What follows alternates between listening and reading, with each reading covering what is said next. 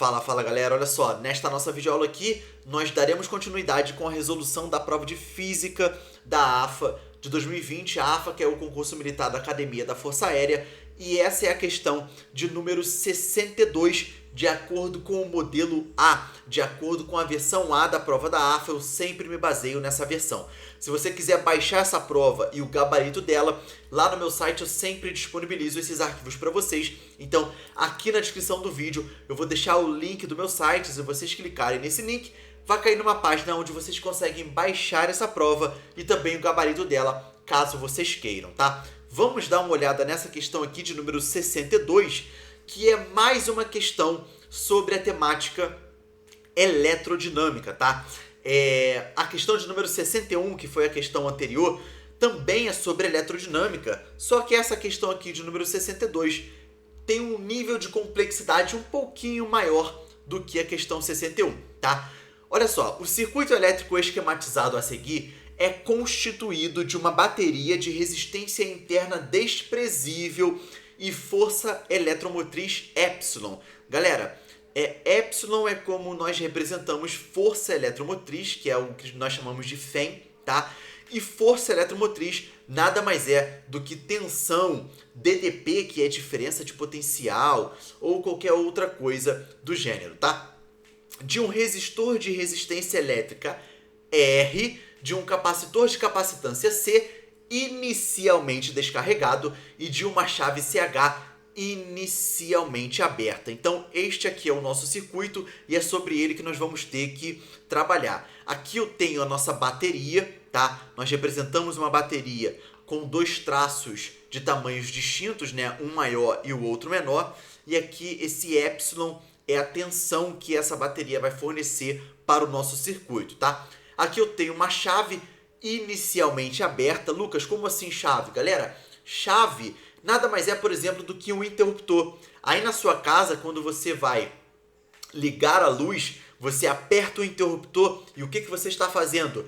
Você está ligando, você está fechando essa chave, tá? Quando você liga a luz, você fecha essa chave do seu circuito. E aí, quando você fecha a chave, você permite a passagem de corrente elétrica por ela, tá ok? Se você desliga a luz, você abre a chave e aí você interrompe a passagem de corrente elétrica por essa chave, tá ok? Então essa chave, esse interruptor, inicialmente está desligado, né? Está aberto, tá?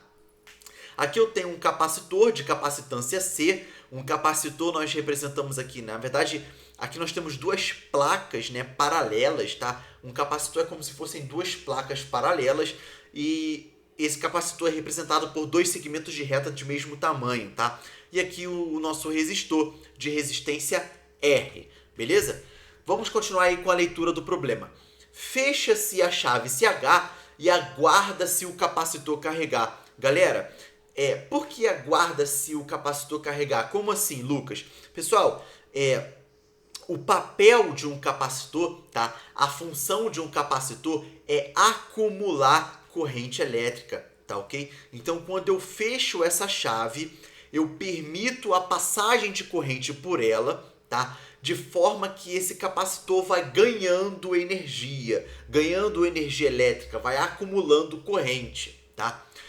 Quando ele estiver completamente carregado, pode-se afirmar que a razão entre a energia dissipada no resistor, que ele chamou de ER, e a energia acumulada no capacitor, que ele chamou de EC, ou seja, ER dividido por EC é.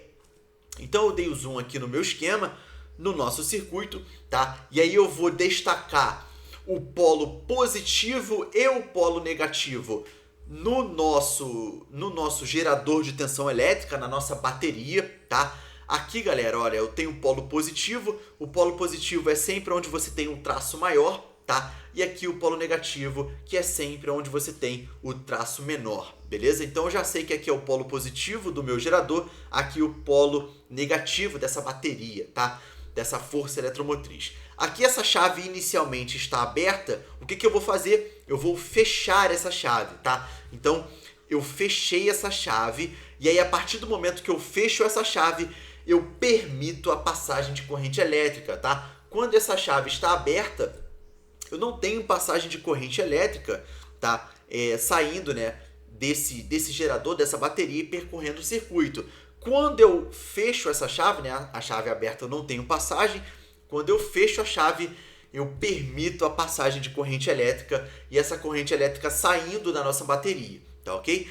Aqui, galera, é um sentido convencional de corrente, tá? Nós convencionamos desta maneira, tá? Convencionou-se que a corrente elétrica sai do polo positivo e percorre o circuito retornando ao polo negativo, tá ok? E aí essa corrente elétrica que eu chamei de ITOT, corrente elétrica total, ela vai passar por essa chave, tá ok? E aí essa corrente vai começar a chegar no capacitor, tá? Esse capacitor não permite a passagem de corrente elétrica. Por quê? Aqui eu tenho duas placas, tá? De tal forma que entre essas duas placas eu vou ter ali um material que não é condutor elétrico, tá? É um mau condutor. Então por isso que eu não consigo ter a passagem de corrente elétrica percorrendo aqui o nosso circuito. Ou seja, galera, esse capacitor começa a receber corrente, esse capacitor começa a acumular energia elétrica, começa a acumular corrente elétrica. Só que qual é a parte do capacitor que vai começar esse acúmulo? É justamente essa placa aqui de cima, tá? E aí essa placa de cima começa a receber corrente elétrica até um certo momento. E detalhe, por que eu tenho passagem de corrente elétrica? Porque entre este polo positivo da nossa bateria e esta placa do capacitor, eu tenho uma diferença de potencial elétrico, tá? Eu só tenho passagem de corrente quando eu tenho diferença de potencial elétrico. Então, aqui, este polo positivo da nossa bateria encontra uma diferença de potencial com esta placa do capacitor e por isso que eu começo a ter a passagem de corrente até esta placa. Só que vai chegar um certo momento que esta placa aqui de cima do nosso capacitor vai ficar com o mesmo potencial elétrico que este polo positivo da bateria. E aí, quando nós chegamos neste momento, quando esta placa do capacitor adquire o mesmo potencial elétrico que este polo positivo da bateria, eu não tenho mais o potencial, eu não tenho mais, né, essa diferença de potencial, e aí eu não tenho mais a passagem de corrente elétrica neste sentido. O que este capacitor vai encontrar? Vai encontrar uma diferença de potencial com esta placa aqui que não tem carga elétrica, tá? E aí olha o que acontece. Esta placa de cima do capacitor começa a empurrar os elétrons de volta, tá? Para fazer o caminho de retorno, beleza? Esta placa que já está carregada, tá? Já possui o mesmo potencial elétrico desta placa. Esta placa vai encontrar uma diferença de potencial com a placa de baixo e vai começar a empurrar os elétrons neste sentido aqui, agora no sentido anti-horário. E aí esta corrente retorna, e quando ela retorna, ela passa por todo o circuito elétrico, passa pelo resistor, tá? E aí eu encontro aqui novamente, né, finalmente uma diferença de potencial, tá ok? Então qual é a conclusão que nós chegamos? Esse capacitor vai funcionar agora como uma segunda bateria. Agora eu tenho, né? Por que, Lucas? Porque esse capacitor foi carregado. Ele foi carregado, ele cumpriu o seu papel. Qual é a função? Qual é o papel de um capacitor? É acumular energia elétrica, é acumular corrente, e ele cumpriu o seu papel. E só que esse capacitor passa a funcionar agora como uma bateria, porque ele está carregado e ele está agora fornecendo corrente elétrica para o circuito, tá? Só que essa bateria, né, esse capacitor, passa a ter uma força eletromotriz igual à da bateria que o problema colocou aqui, tá? Então agora é como se eu tivesse no mesmo circuito duas baterias de tensão epsilon, fornecendo tensão epsilon para o circuito, tá? Então isso é fundamental, entender essa dinâmica é fundamental para o problema, tá? O que eu vou fazer agora, galera? Eu vou calcular a energia potencial elétrica acumulada por esse capacitor C, tá? Eu vou calcular essa energia potencial elétrica. Como que nós calculamos? Tem uma equação que é da seguinte forma: a energia potencial elétrica acumulada pelo capacitor é igual à carga Q, tá? A carga Q vezes a DDP é epsilon, dividido por 2, tá ok? Então, a energia potencial elétrica do capacitor é diretamente proporcional à carga elétrica, tá? E é diretamente proporcional à sua própria diferença de potencial, tá ok? E aí, olha só, eu tenho aqui, né, o nosso efeito Joule. Quando essa corrente elétrica passa por esse resistor vai aquecer, tá ok? Esse resistor vai transformar energia elétrica em energia térmica. Então, o efeito Joule é justamente essa transformação da energia elétrica da energia elétrica em energia térmica. É o que acontece, por exemplo, no seu chuveiro elétrico, na sua chapa de esquentar pão, por exemplo, no seu ferro elétrico, né, no seu ferro de passar roupa. Então, o efeito Joule é transformar a energia elétrica que passa por esse resistor em energia térmica. Então, aqui eu vou ter calor, né, sendo liberado, beleza? Uma energia térmica aqui sendo liberada, tá? E aí, olha só, eu vou pensar na energia elétrica do gerador. Se eu pensar na energia elétrica do gerador, olha só, a energia elétrica desse gerador, dessa bateria, tá? Tem que ser igual à soma da energia potencial elétrica do nosso capacitor mais a energia elétrica dissipada no resistor, tá ok? No final das contas, quem fornece energia elétrica para esse circuito é a nossa bateria, é o nosso gerador elétrico, tá? E aí, essa energia elétrica do gerador tem que ser igual à energia potencial elétrica acumulada no capacitor mais a energia elétrica dissipada no resistor. A soma das duas tem que ser igual a essa tensão, né? A essa energia elétrica fornecida pela bateria, tá ok?